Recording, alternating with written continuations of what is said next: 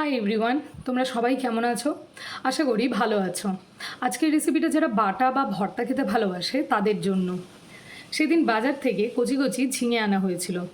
ঝিঙের খোসাগুলো ফেলতে যাব, ঠিক সেই সময় মা বলে উঠলো, আরে কি করছিস, ফেলে দিচ্ছিস কেন? এই দিয়েই তো গোটা একটা পদ রান্না করা হয়ে যায়। ব্যাস, তারপর আর কি, মায়ের তত্ত্বাবধানে বানিয়ে ফেললাম ঝিঙের খোসা বাটা। কচি কচি ঝিঙে কিনে খোসাটা ছাড়িয়ে সামান্য নুন দিয়ে সেদ্ধ করে নিও।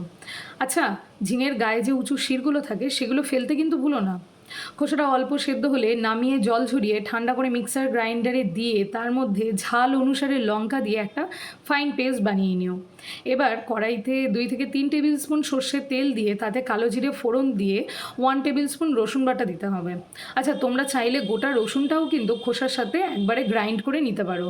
আবার কেউ চাইলে পেঁয়াজও অ্যাড করতে পারো। রসুনটা ভাজা হলে পেস্টটা দিয়ে আবার জারটা ধুয়ে সামান্য জল দিয়ে পরিমাণ মতো নুন আর মিষ্টি দিয়ে এবার নাড়তে থাকো। ব্যাস, আর কি, এবার পুরো পেস্টটা শুকিয়ে নিতে হবে যতক্ষণ না পেস্টটা কড়াইয়ের গা থেকে ছিঁড়ে আসে ততক্ষণ পর্যন্ত।